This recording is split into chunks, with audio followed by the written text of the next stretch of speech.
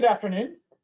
This is Robert Robinson. I'm working with the Office of Recapitalization. I'm here with my colleague, Ladrina Figueroa, and we are going to be presenting some information on the new CNA e-tool.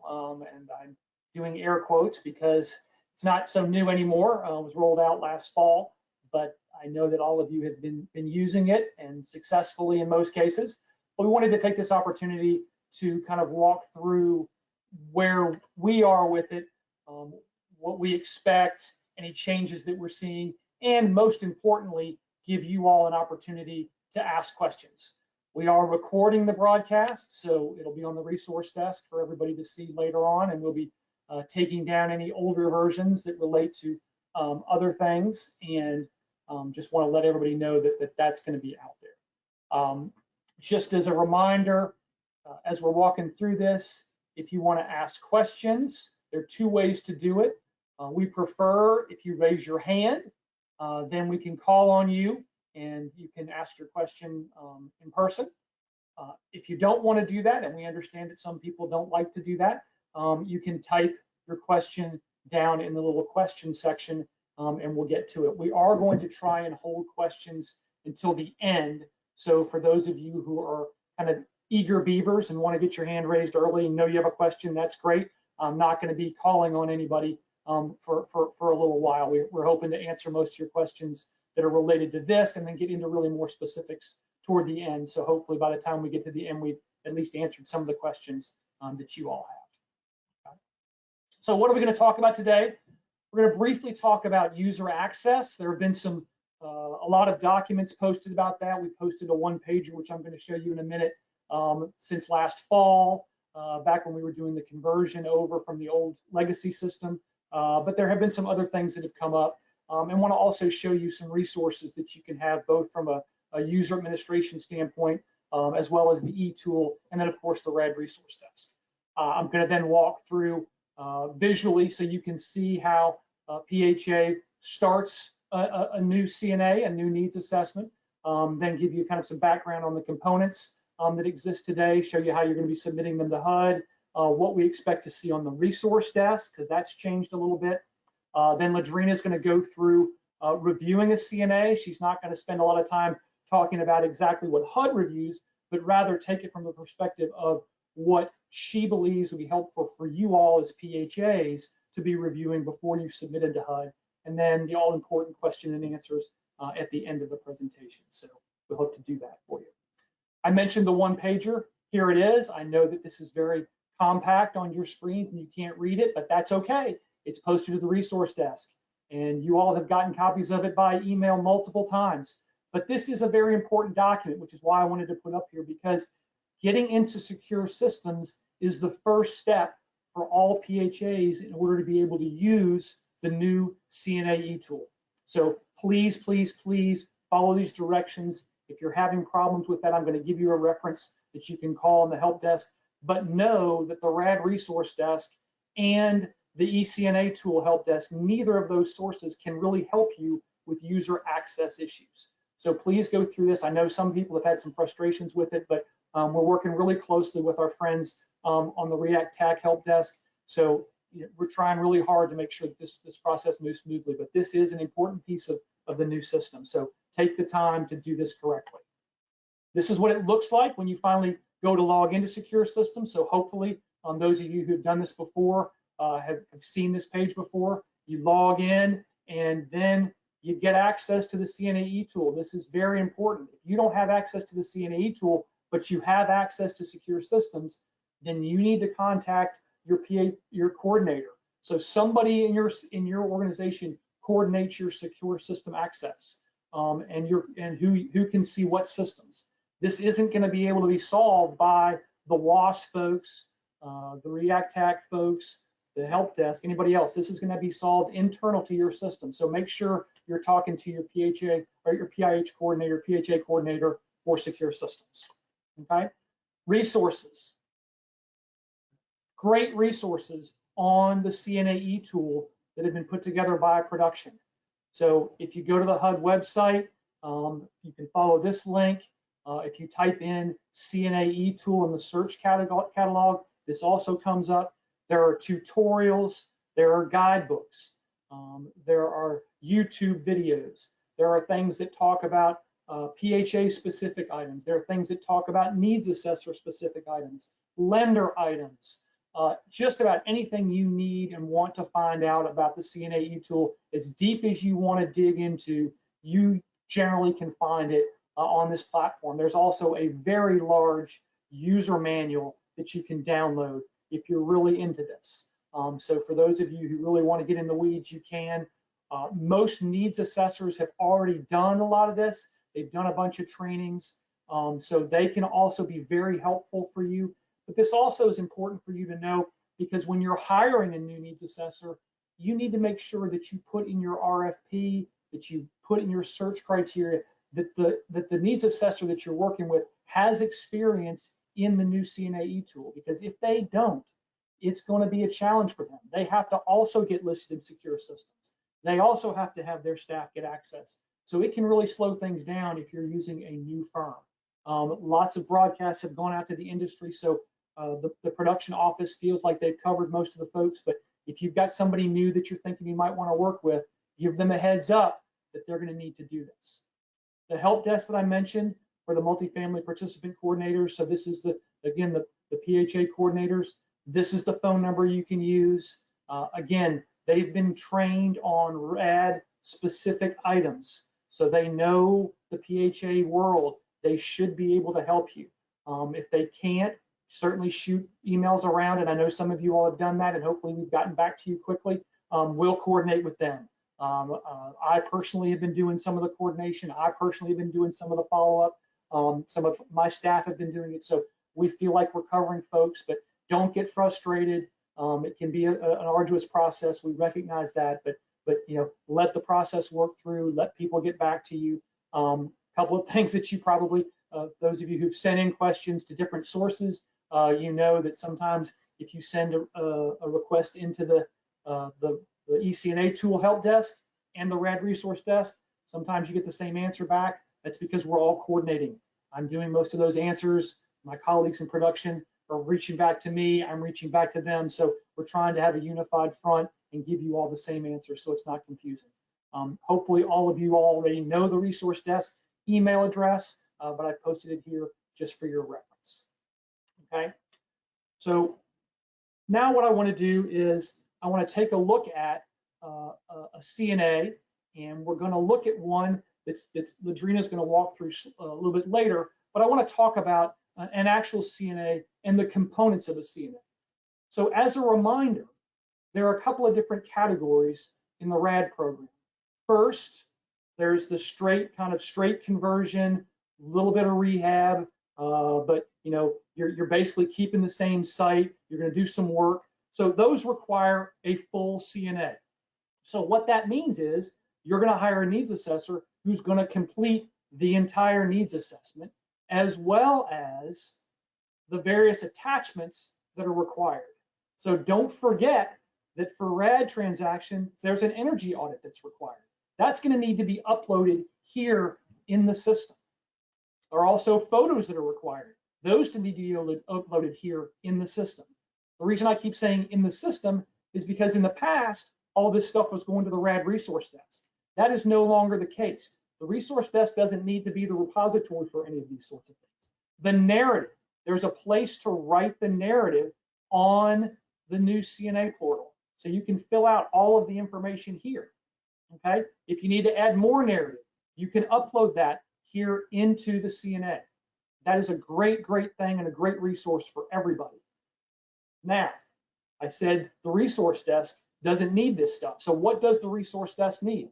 The resource desk simply needs, and in this corner here, in the upper right-hand corner, whenever you have a needs assessment, you have an options button. And here you're going to export this CNA. And when you hit that button, you're going to get a whole series of things that you can export. And all of them are great. And I'm not going to spend a lot of time going through all of them, but I know that the transaction managers use some of these. I use some of these, all this different sorts of things. The only thing that you need as a PHA to submit, again, for a full CNA, is this assessment scope right here. If you click on this button and you hit export, you're going to get an Excel spreadsheet that you can then upload to the resource desk. Okay, so when you get that, that's all you need to update. That's all we need. Now, what if I'm not doing a full CNA? Lots of you are asking. So I'm doing a tax credit transaction. I'm doing new construction. I don't have to do a CNA on the complete on the entire property, but I do have to do the tool, the spreadsheet. Okay, so what is that? That is all of this up here. What you don't have to do is you don't need to complete all of the narrative.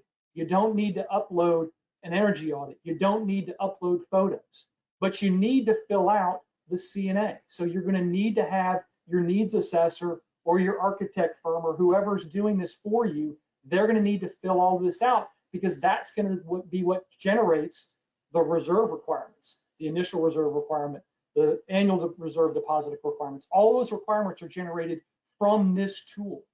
Okay, so that's what the tool is. So just to be clear again, if I'm doing a full CNA, I have to complete the narrative, do the energy audit, do the uploads of the pictures, all that sort of thing. If I'm doing a tax credit transaction or new construction, something along those lines where I don't have to do the whole CNA, but rather just the spreadsheet portion or the tool portion, that's these different categories here. That's what this is. The last grouping are the ones that are exempt from all of this. So those are folks that are doing new construction or a 9% tax credit transaction, and they've agreed to do $450 per unit in an annual deposit to the reserve account. Okay, those are exempt from doing any of this. Okay, otherwise you have to do something. So, and that something is either going to be just the top portion here without the narrative pieces, or if you're doing a full CNA, you have to do all of it. Okay, so those are the components of the CNA. Hasn't really changed except for the delivery mechanism. And again, you're just going to submit the assessment summary report to the resource desk when you do that. You can also submit, if it's new construction, you could submit the assessment summary report, or you could put in the repair needs, for example, if you wanted to put that in. Okay, so different things to upload, but you don't need to upload the full CNA to the resource desk anymore. Okay, so now I'm going to take a look at what's it look like when I am a PHA and I log in, and how do I start an assessment? What do I do? Okay, so this is the secure system screen, and so I'm going to log in as a PHA. So all of you all have your login information and passwords. And when you log into secure systems, everyone goes to a different kind of landing page. And so we're going to bypass that and go straight into the eTool system. But most of you are going to have to select the eTool from there, which will then take you to this screen. So I'm logged in as a PHA, and this is my quote unquote dashboard. So I see what's going on in the world of CNAs for me. So what does that mean? Well, it means that I've got some CNAs that are in different states, if you will, of processing. I have ones that are with me. Those show up on my desk. So this green pasture transaction is one that I'm working on. So it's a needs assessment that I'm either reviewing and getting ready to send to somebody, or I've just started and I haven't assigned a needs assessor to do the work. Or I've got ones that are on my partner's desk, right? So those are ones that I have started, but I've assigned to the needs assessor, and that tells me exactly who that is, okay?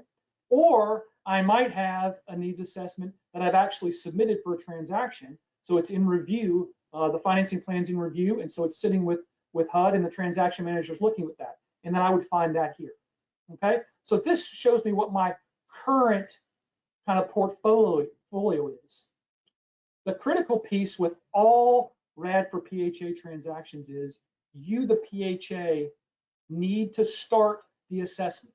You can't farm that out to anybody else. You can't hire a needs assessor and tell them to get started. You actually have to start them. So what does that mean?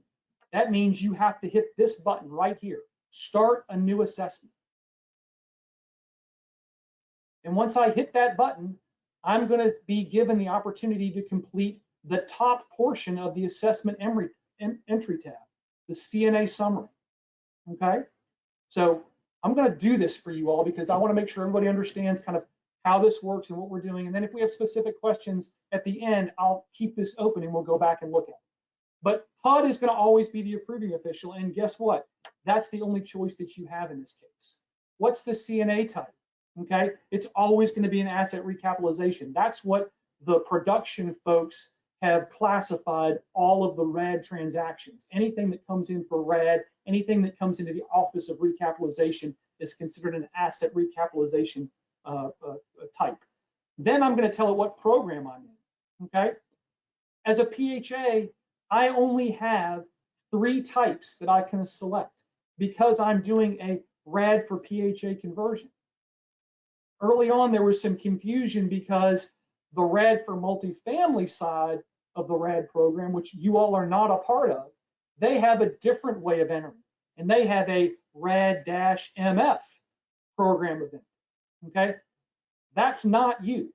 You are the RAD for PHA side. And then furthermore, you have 3 different choices. You're either gonna be new construction, you're gonna be rehab, or you're going to be substantial rehab. You could read that to be tax credit. So substantial rehab or a tax credit transaction, any transaction that doesn't require, again, I went back to the requirements of the CNA, any transaction that doesn't require a full-blown narrative, energy audit, and photos, that would be selected for this, okay? Most of you all are going to be doing RAD for PHA transactions, okay? So that's the one you're going to select. So once I select that, I'm then asked to put in the Rad Pick Number. Please, this is the Rad Pick Number, not the pick numbers for many to ones that a lot of you have. We don't want a list, and originally the design was you couldn't enter more than the 10 characters that we wanted. But for whatever reason, the coding didn't work and we weren't able to make that criteria the way we wanted it. But this is the Rad Pick Number. Every RAD transaction has a Rad Pick Number. You can find that on the resource desk. Every one of your transactions has a unique Rad Pick Number. That's what we want entered here. That helps us tie it back to the resource desk. If you list out all of the pick numbers that your many to one covers here, that makes it a little bit more challenging for us to cross-reference the CNA eTool data with the resource desk data. Okay, so please just enter in your RAD pick number. So I'm in Virginia, so I'm just going to put in a Virginia pick number that I'm making up in my mind.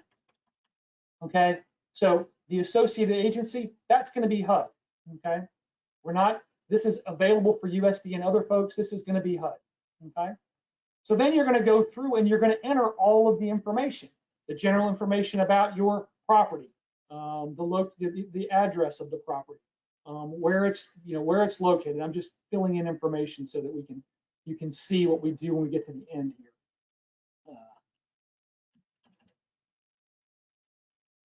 What's your role? Okay, you're the PHA, so you're the current owner. Okay, you're going to put in your PHA name. You're going to put in your phone number. You're going to put in your email address.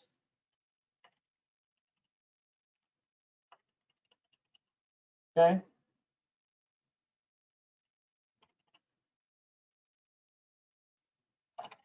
Sorry, this is your personal name.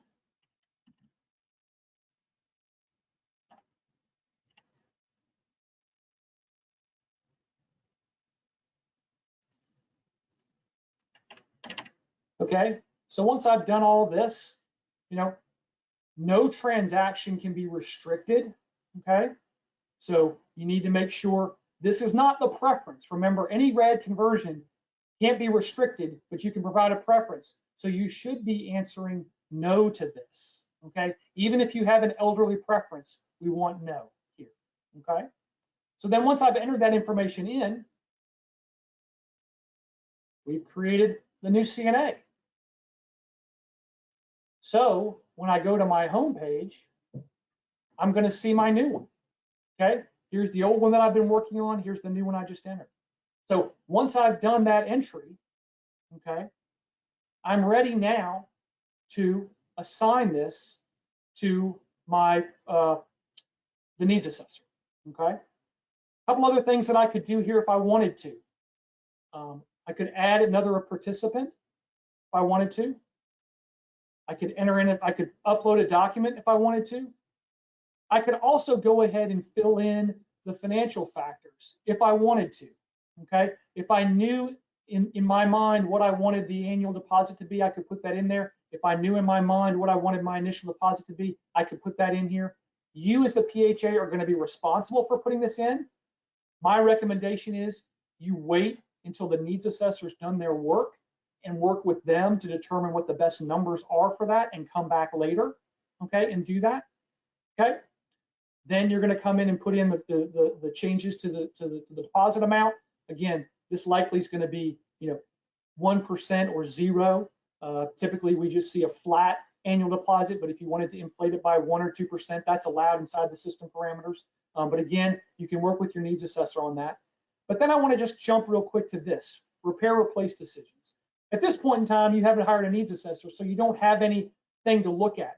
But this is something that's really important for you to do, and Ladrina is going to talk about it in a minute. But once you get this assessment back from your needs assessor, they're going to make some recommendations for you back here, and you'll notice there's no checkbox. That means you can't enter that. Okay, you can't edit any of that data. Okay, you can only enter things here. Similarly, when you look at from what the needs assessors have, they can actually see all of this, but they actually can't enter anything on the financial factors or the replacement decision. That's to make sure that the roles are distinct. So the needs assessor is going to make some recommendations. You as the PHA are going to decide whether or not you're going to follow those recommendations or not. You may decide you want to replace something earlier, or you may decide, you know what, we don't actually want to replace that right now, so we're going to override that. That is something that you have the ability to do, and then you can work with your RAD transaction manager to see whether or not that works. But that's something that's very, very helpful, I think, for all of you to use, and certainly something that the industry wanted from a needs assessor standpoint to make sure that what they are submitting to you, they're on the record for submitting that, and if you want to change the decision, then you are on the record for changing that decision, okay? So once you've done all that and you're ready to send this off to your needs assessor, you're going to select this, and then you're going to, hold on, you're going to assign it to your partner. And I always mess this part up.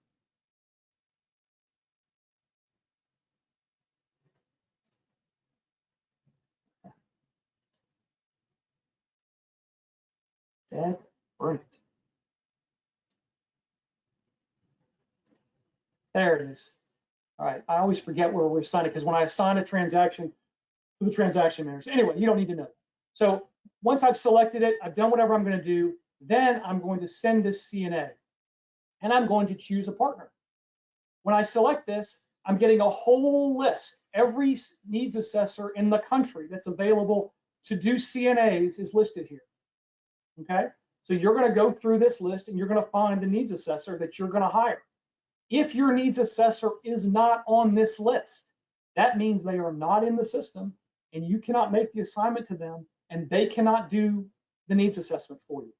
Okay, so you go and find them, you send them the CNA, you return to your home page and you see that that has now gone to the needs assessor's desk. They then are going to do their work. They're then going to send it back to you. You're going to take a look at it. When you're happy with it, you're then going to use that same feature here, and you're going to submit it to HUD. Okay, there'll be a button for you to submit it to HUD. So once it's come back and forth and you're ready, you'll be able to submit it to HUD. So that's the process. You, the PHA, has to start the assessment. You have to fill out some general information. You then have to assign it to the needs assessor. They then do their work, send it back to you. You review it, do any recommendation changes you want, and then you submit that to HUD. Okay? So once it gets to HUD, that's when Ladrina and her team do their work. But before then, let's pretend like that this transaction came in from your needs assessor and they think it's ready to be submitted. So this is what you're going to get. You're going to open it up and you're going to see all of these various flags and these repairs and all of this stuff. What should you look at? What should you jump around to? So now I'm going to let Ladrina kick in and tell you what she thinks you should look at and where you should jump around. Ladrina, you ready? Yeah, thanks so much, Robert. Good afternoon, everyone. As Robert mentioned, my name is Ladrina Figueroa. I am a transaction manager out of the Chicago office of Recap, and I've been playing around with the new version of the e-tool since its inception. So I am here hopefully trying to demystify the tool for you and just highlight some things that I, as a reviewer, look for, as well as what you as the PHA should be checking before submitting to HUD, okay? So as Robert mentioned, we're going to start off with what the CNA looks like when it's ready, when it comes back to you before submission. And it defaults to the CNA review tab. Like, this has the details for the scope of work for your property. But before I actually get into these details, I like to go review the specs of the property, which is located in that View CNA tab. Okay, and Robert already went over the CNA summary, so we won't go over this again, but I do just want to, reiterate that you should make sure that these, whatever's entered in here is correct, because once it's submitted to HUD, I can't correct anything. So, sometimes if we don't get the PIC number there, I've sent the tool back to the PHA to make that revision. So just make sure that you do double check these, whatever's input in the screen, okay? Looking on the left sidebar again, we won't go through every tab, but I do want to stop at the participants tab just for a second. This tab informs us of who the CNA users are, so in case we need to reach out to any one of them, make sure this information is accurate. Again, you can make revisions as you see fit. Just click on any line item and you should be able to make the corrections needed, okay? On the left-hand side again, under sites, this area will let us know if there are multiple or scattered sites under one PIC that we may be dealing with. That requires additional analysis and approval. So it's important that this is, completed appropriately. As we see in this example, there's only one site, but there are 25 buildings at this site. So just make sure that that's appropriate. And then on the buildings tab, it informs us of how many buildings are within the PIC and whether they contain actual residential units or not. And if you scroll down, you can see all 25 buildings should be there, hopefully. And they are. Okay, so that's great. Let's see. The units and common spaces tab summarizes, what unit types are in each one of those buildings, as you can see here. So that's helpful. Just make sure that the figures are correct.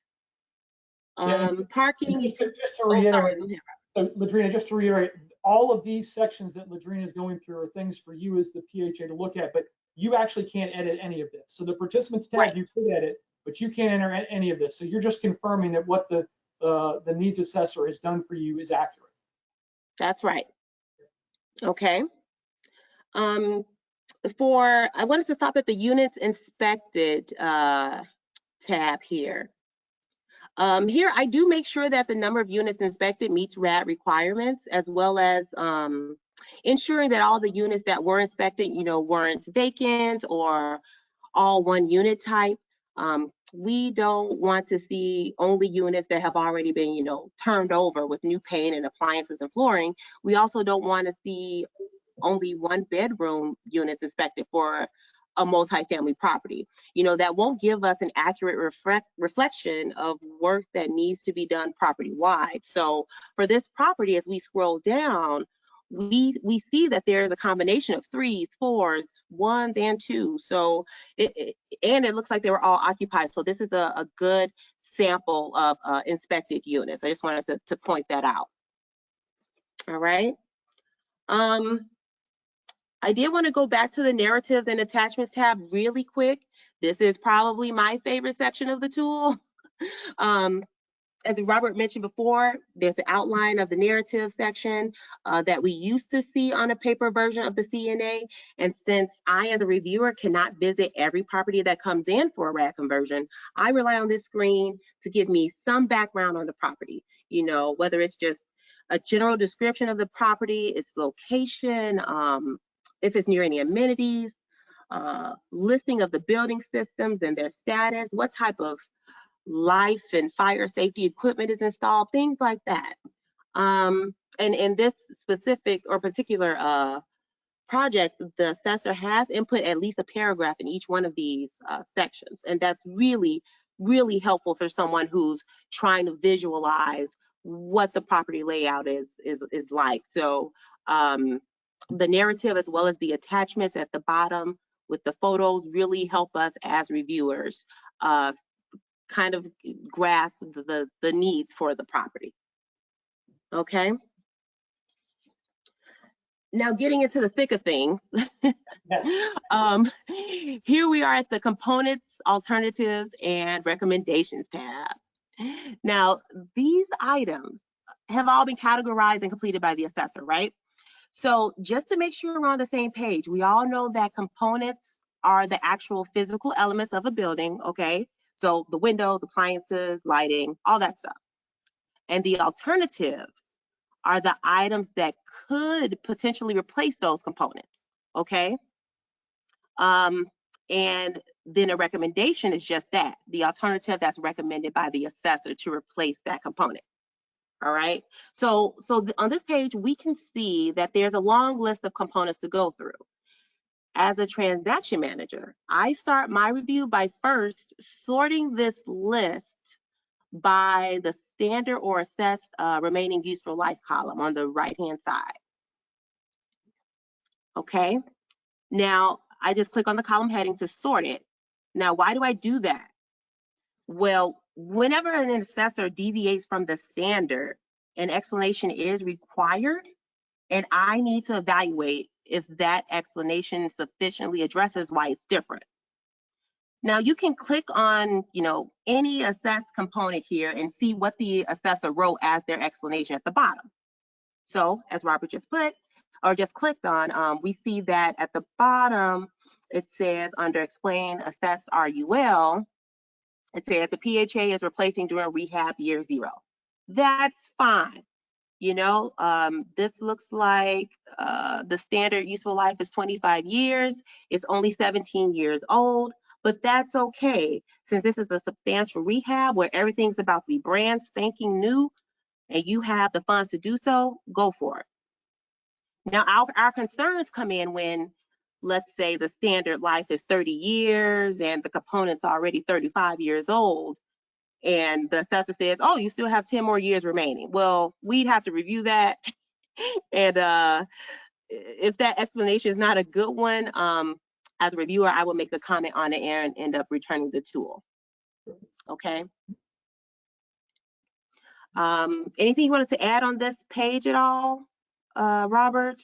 Nope, I think that's great. Now, just the other thing, I think that's a great overview of kind of how this page works. I do want to show back on the CNA review tab because the warnings, so Ladrina mentioned the fact that you have the needs assessor to provide an explanation as to what's happening. So in this case, that's what we're seeing here.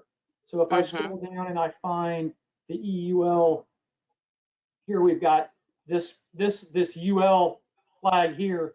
So this is where Ladrina was mentioning the fact that the useful life deviated from the standard, and this is the explanation that was given. So it's a quick place to see all of those explanations in one place, so that she can see what's going on for that same sort of thing. And same for you as you're going through working with your needs assessor. When you're doing something like this and you are going to deviate from the standard, whether positively or negatively. In this case, the deviation is we're going to replace things earlier. Oftentimes the deviation is we don't want to replace things now, we want to move it out to later. Same thing, you're going to have to provide an explanation, and this is where that gets done. And so you want to work with your needs assessor to make sure that everyone's on the same page with why you're doing it and what you're doing that for. But Ladrina's 100% right. Tying these flags back to the actual spot on the CNA is very helpful. Mm-hmm. You want to talk about the scope of work now? Yeah, thanks so much for that. Oh, well, actually, I wanted to go back to the View CNA tab really quick, just to go over that repair and replace decisions tab really quick. Okay. Now, this is what Robert had mentioned earlier. This tab is where you, the PHA, select the alternative you decided to use, which may actually differ from the recommendation of the assessor, okay? Now, this is important. You'll most likely agree with the assessor's recommendations much of the time, but know that you don't have to agree all the time. Okay, so you're the owner and you know your property better than anyone. So on this screen, you have the capability to make the decision to override the assessor's recommendation. So we've highlighted the storage tanks here. At the bottom, you see under decision, it says, you know, this is the selected alternative, and there's an action button. Okay, it's currently grayed out because I can't change anything, but that action button would allow you to make your decision on what you want to do with this specific component. That's right. If we weren't logged in as Ladrina, we would be able to make the change. The PHA can make this change. That's exactly right. So that's good advice, Ladrina. Absolutely. Okay, and this screen is also important because it does keep a record of both the assessor's original recommendation and then your final decision. So this is why, you know, we stress that PHAs talk to their assessors, work with their assessors, but also make sure you review the components and the decisions of this tool. Okay, fantastic. All right, so let's moving on to, we talked about flags earlier. We see how this is set up. The responses from the assessor are, you know, located second to the last column, I believe, and then my responses as the reviewer will be placed in the last column if there was something that I was unclear about, or if something needed additional explanations. I would just, you know, write a comment there and then, you know, forward it back to you and the assessor. Okay, we're going to move down to repair needs. All right, and as you can see at the top, this tab gives you a summary of the projected cost, and then it details the individual repairs at the bottom.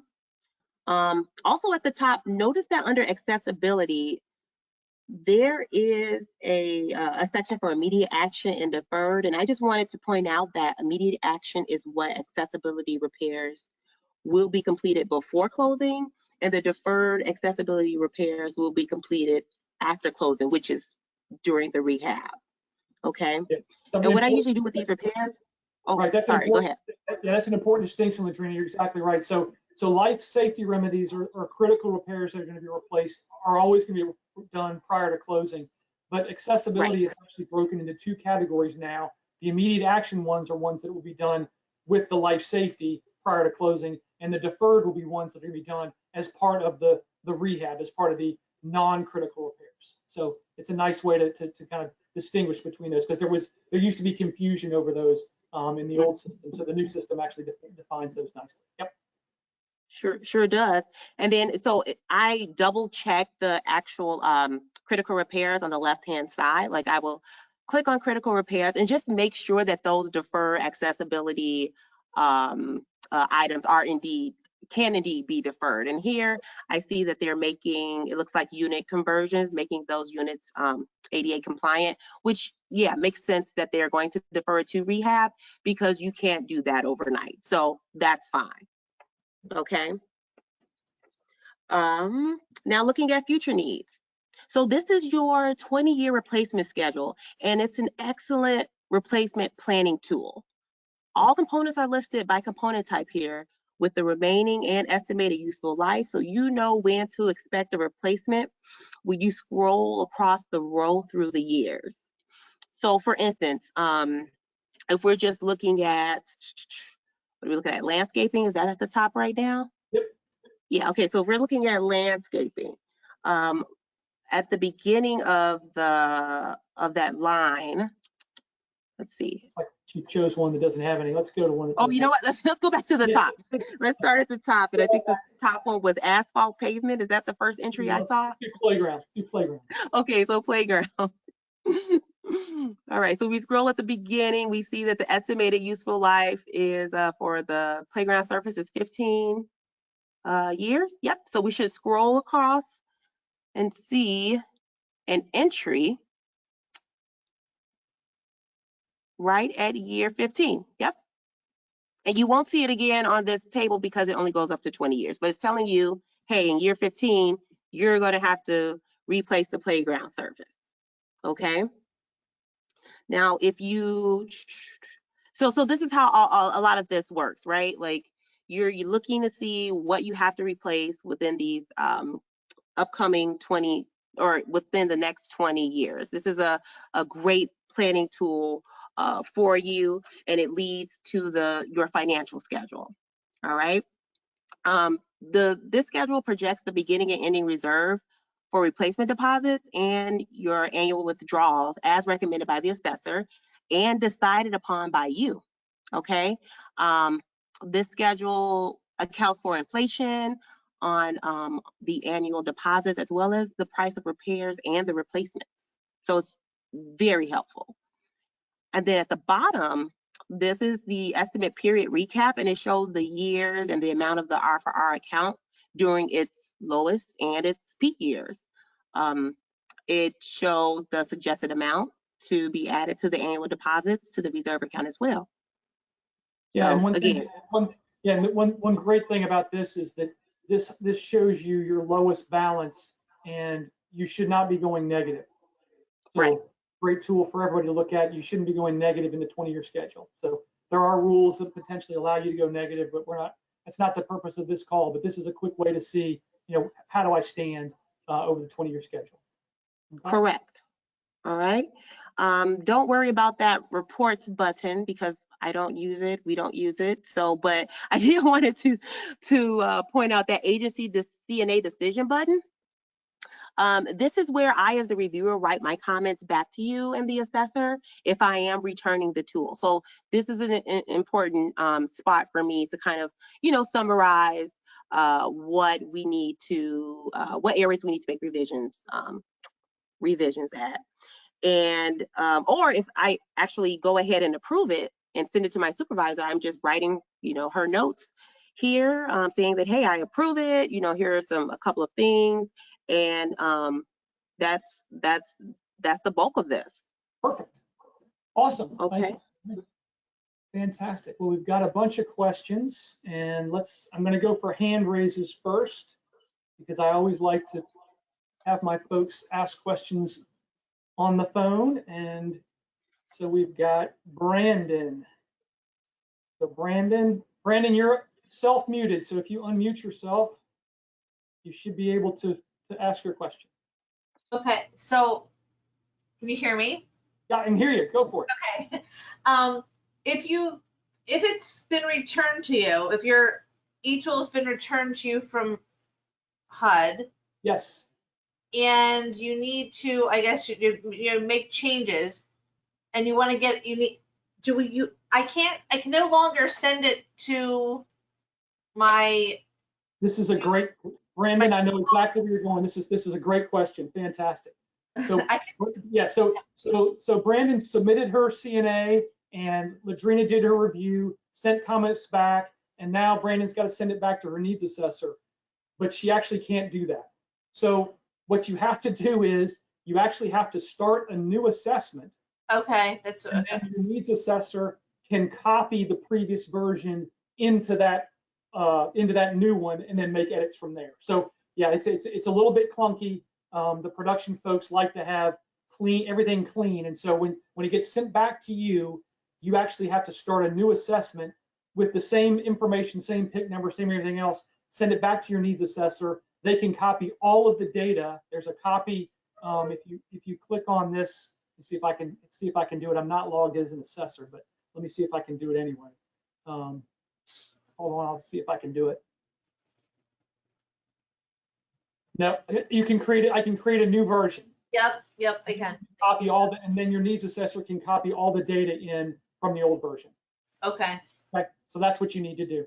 okay, very good. And if you, and Brandon, that's also a perfect example of when you would reach out to the eCNA tool help desk for help Okay. if you have a problem. That's a perfect example. If you struggle with that, reach out to them. They can help you with it for sure. Okay. I was just going to mention that too. I believe they also recently posted a kind of like a cheat sheet to do that because that was a frequently asked question. So Oh, I will also double check the HUD Exchange or the HUD.gov website as well, because that was I received it in a kind of like an email blast Okay. recently, but definitely check that cheat sheet. Okay. Okay, thank you. anything else? Is that I good? don't, I think I'm good, yeah. Perfect. Thank you very much. All right. So Brandon's got her question answered. Any other hand raises before I start reading out the ones that we've got? Don't be shy. Okay. If you get your courage up while I'm reading through these questions, feel free. So the first question we have is doing a 4% LIHTC and then $450 per unit RFR basis for not being required? No, it is not. You either are doing new construction or 9%. 4% tax credit does not qualify for the exemption. So if you're doing a 4% transaction, you have to do the tool portion. You don't have to do, yeah, exactly. You don't have to do the narrative, but you have to do the tool. Okay. What option do I select for the program event if no rehab occurs related to the Rad conversion? Ladrina, I'm going to let you answer that question. So If no rehab, sorry, the last part was if no rehab occurs. Yep. Oh, so program event, I believe your selection should just be Rad PH Rehab. Correct. I believe you only have three options. Rad PH Rehab, that's correct.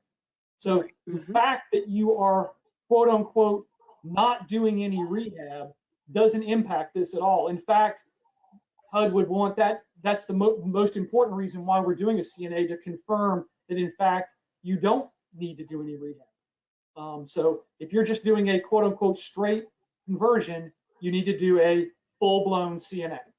Okay. Next question.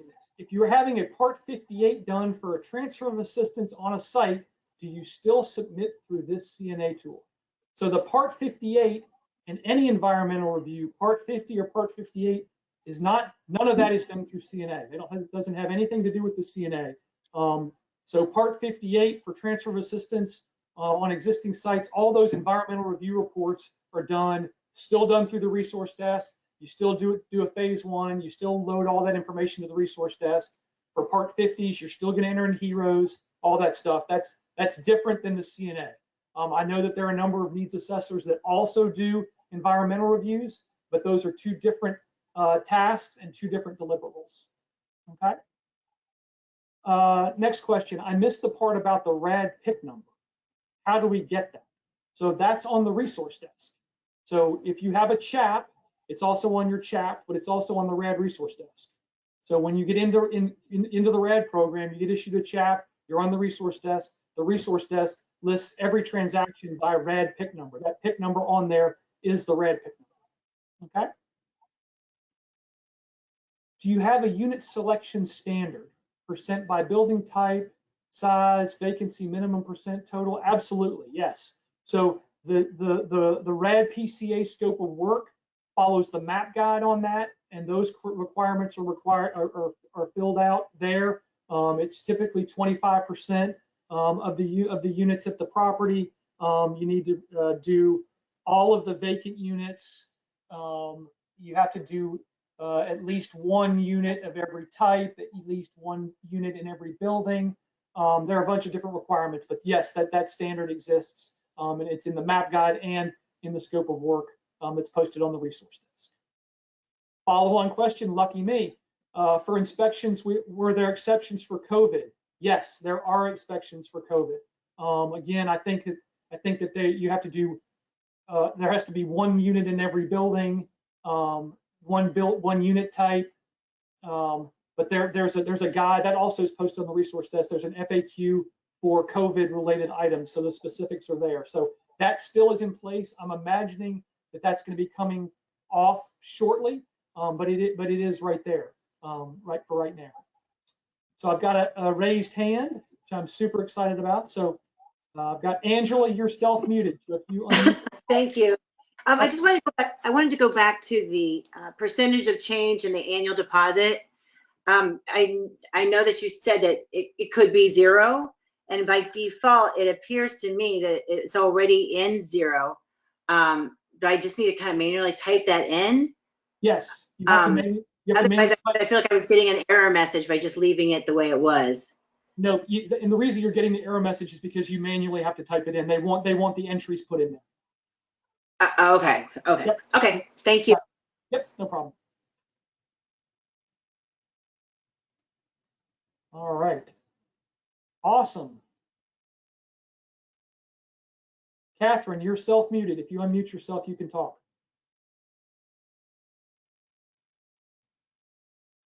Hi, can you hear me okay? I can. Okay, quick question. Now for the assigned assessors, what's the timing like for that, for the assignment to be made? So what I'm not sure I know what your question is. So if you When me as a PHA submit my request for an assessor, what's the timing of that? So yeah, great. That's a great question, a great clarification. I wasn't entirely clear on that. No You are problem. hiring the needs assessor before you start this process. So you going in and setting things up and quote unquote selecting somebody from the list, you're finding the needs assessor you've already hired when you make that selection. You're not selecting them and thinking that that's going to hire them. That's not how this works. You have Oh, to- okay. Okay, good. Okay. Yeah.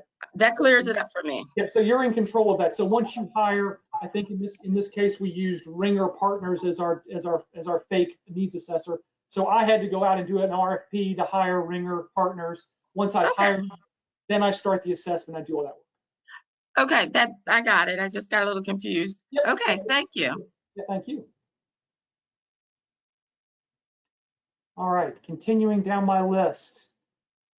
Please say again the magic about proposing a per unit per year replacement reserve set aside for 450. Okay, so there is and this is in the RAD notice. So if you want to go find it, find the language. So in the RAD notice, there's an exemption for any property that has been built in the last 5 years, or the RAD conversion is proposing new construction, or is using 9% tax credits. If they're following those categories, that very narrow grouping, if they're recommending in their financing plan to do $450 per unit in an annual deposit to the reserve account, then they're exempt from doing the CNA tool and CNA web portal altogether. And they just have to post a letter to the resource desk that says, this is how we meet the exemption. Okay? So hopefully that's clear. If you're confused by that, it's in the notice. You know, send the resource desk a question. We're happy to ask the questions, but it's a very narrow grouping. It's section 1.4.8. We look at it all the time. Great, Virginia, thank you. Great question. Is there a way in which a RAD consultant can get online permissions for a PHA to be able to review and evaluate the CNA on the portal? There is a way to do that. I'm not entirely sure how that's done. I believe that there's a YouTube video that the production folks put up on the HUD website. It might be on the HUD, might actually be on the HUD Exchange website.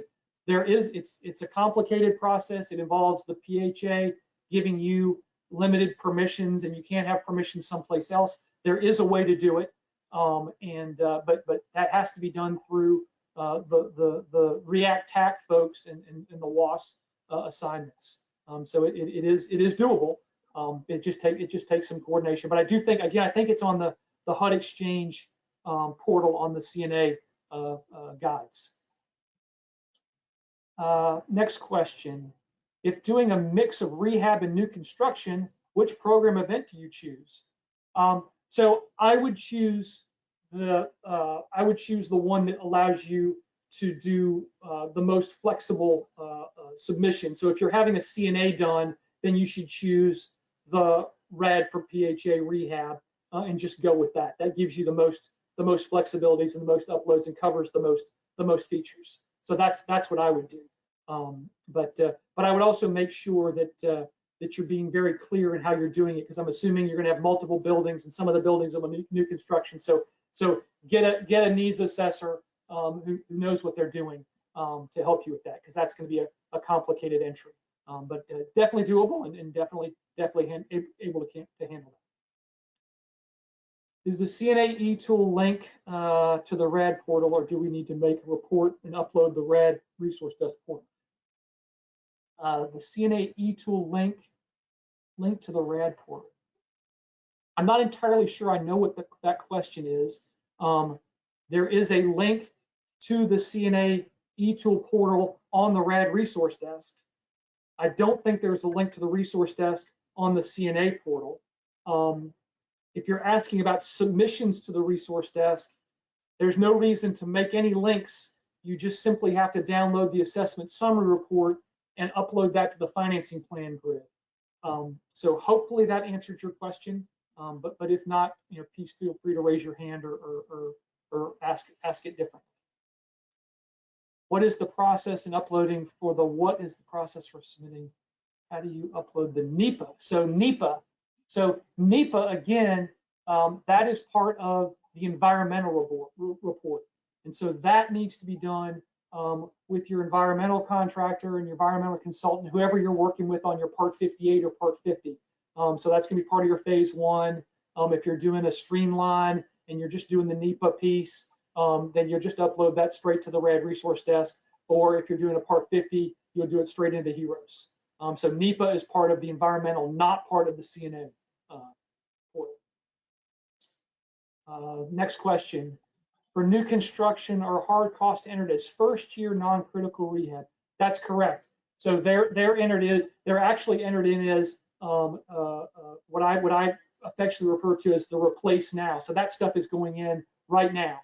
So yeah, that's going to be non-critical rehab, and that amount, that $17 million total, is going to be what you're going to see in your scope of work. It's going to be what you put into the hard costs on the resource desk and the transaction log. It matches all of your hard costs if it's a tax credit transaction, your application, all that sort of thing. So great question. That's exactly right. All of your hard costs are the non-critical rehab. That's exactly right. I've got a hand raised. I love it. You're self-muted, so go ahead and unmute yourself. Elusigan, yeah, there we go. Pardon me. How do we deal with negative reserve balances? So is this a new, so is this a transaction that's going to be using hard debt? No No. hard debt. No hard. So negative after year 10. Right. So if you have no hard debt and you go negative in year 10, you're going to need to put more money into your reserve accounts. You're either going to have to put more money into the initial deposit, or you're going to have to put more money in annually to make that number not be negative. So negative balances in year 11 on are not allowed for transactions that are not putting on hard debt. So you're going to have to solve that by putting more money up.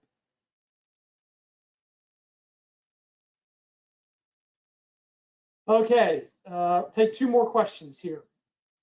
If you've gotten 3 properties under one chap, do you have to upload the CNA as one project, or can HUD review 3 separate CNAs? Great question. The answer is 1. 1 Rad transaction equals 1 property equals 1 CNA.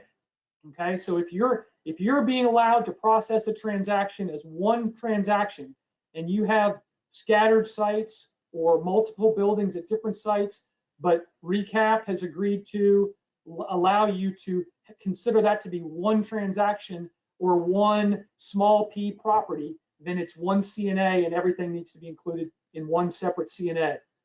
In the olden days, that was called we used to roll up the e-tools or whatever. There's no longer a need to roll that up, and Ladrina showed that when she was walking through In this particular transaction, it's one property, but they've got 25 different buildings.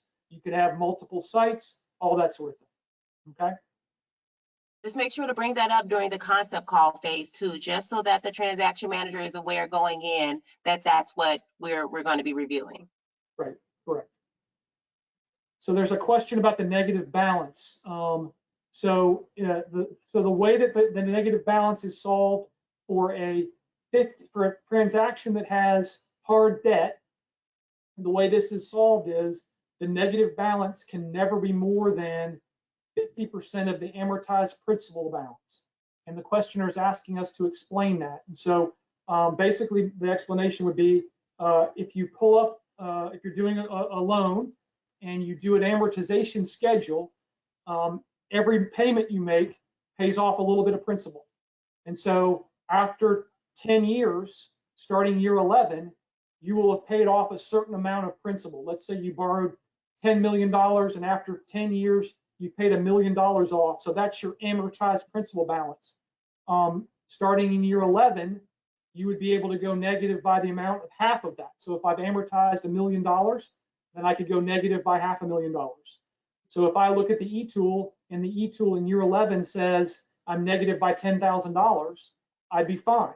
But if the e-tool says I'm negative by $1 million, I'm not fine. And that test is done every year.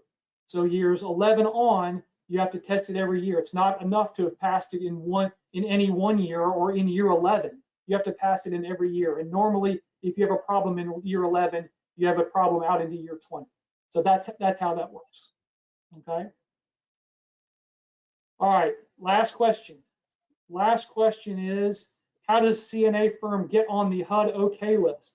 So it's not, let me be clear, this is not a HUD OK list. HUD does not certify any CNA firms. They don't endorse any CNA firms. These are firms that have gone through the process to get themselves accounts on the web portal. So any firm can do that. Anybody can go on. They contact the CNA help desk. They contact the WAS people, and they go through the process of registering in WAS, registering as a CNA provider, and they get on the list. But it is in no way, shape, or form an endorsement that those CNA firms are okayed by HUD. They're just able to do business because they're listed. Okay. Ladrina, any parting thoughts, parting comments? Thanks everybody for participating. We really appreciate it. So Ladrina, any parting comments? No, just don't be afraid to ask questions. Our resources, the tech teams behind the scenes, I mean, they're super helpful. I mean, I've come with questions regarding the tool, so just don't be afraid to ask questions. Don't be afraid to press buttons. If you're curious, I mean, that's kind of how I learn. I just, press buttons through the e-tool and see, how these things come to be. So just, feel free to ask questions and use your HUD Exchange and HUD.gov websites to look at videos that are just super helpful with the tool. Great, awesome. Well, again, thank you all for participating. We've recorded this. It will be up on the resource desk shortly. And if you do have questions, like Ladrina just said, please feel free to reach out to all of us. We're here to help. We don't want people to struggle through the process. I know it can be challenging sometimes, but hopefully we can work you through it. So thanks, everybody. We appreciate your time and have a good rest of the day. Thank you.